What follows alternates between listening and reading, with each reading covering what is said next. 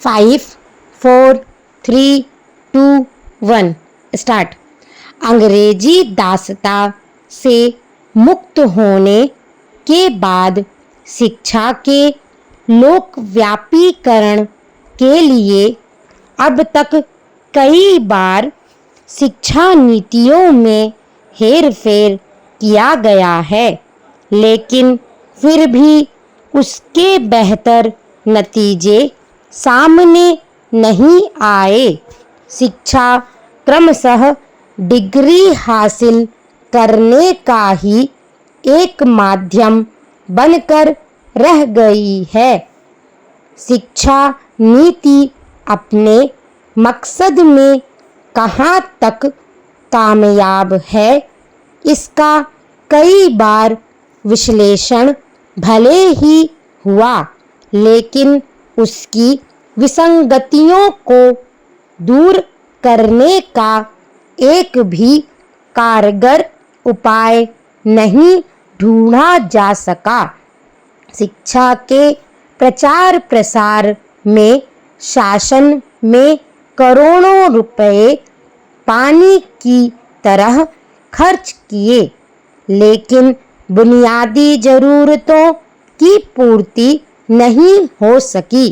शिक्षा व्यक्ति और समाज को समर्थ बनाने का सबसे सशक्त साधन है, इसलिए ही वह राष्ट्र के विकास की पहली प्राथमिकता है। शालाओं में चाक, मिट्टी, टाटपट्टी, खेल सामग्री आदि की कमी बनी रहती है, तो शिक्षकों का अभाव भी शिक्षा के रास्ते पर बाधक बना हुआ है। कई ऐसे बड़े गांव भी हैं जहां की आबादी होते हुए भी वहां पाठशालाएं नहीं हैं। पर्याप्त शालाएं हैं तो शिक्षक नहीं, शिक्षक हैं तो भवन नहीं, भवन हैं तो छत विहीन। ना जाने कितनी विसंगतियां हैं। बहरहाल जरूरत है उन विसंगतियों की पड़ताल करने की जो लोकव्यापीकरण में बाधक है। एक संस्था द्वारा शिक्षा का लोकव्यापीकरण एवं उसकी बाधाएं विषय पर अध्ययन किया गया। इस विषय का 100% अध्ययन संभव तो नहीं है, तथापि जांच पड़ताल से काफी कुछ बाधाएं उभर कर सामने आई हैं।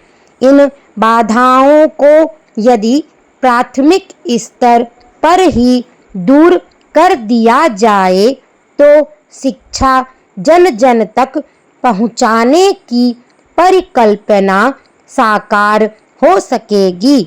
शासन अपनी क्षमता के अनुरूप प्रयास करता है, लेकिन फिर भी योजनाओं एवं नीतियों में व्याप्त विसंगतियों के कारण परिणाम आशाजनक नहीं निकलते हैं। समाज की समान भागीदारी नहीं होना भी एक बड़ी विसंगति है। कठिनाई यह है कि समाज केवल शासन पर ही उम्मीद टिकाए बैठा है। समाज की अपनी शिकायतें हैं। शायद इसी कारण सही सहयोग समाज को नहीं मिल पाता। इस विषय की तह में जाने के लिए विभिन्न क्षेत्रों के विभिन्न वर्गों कोई 200 लोगों से चर्चा की गई। दूर दराज के गांवों, शहर के नजदीकी गांवों व शहरी क्षेत्र का अध्ययन किया गया। शहर एवं आसपास के गांवों में शिक्षा के प्रति लोगों का उत्साह देखा गया। वहीं दूसरी ओर शहर से दूर बसे गांवों में शिक्षा के प्रतिपालकों में उदासीनता भी पाई गई।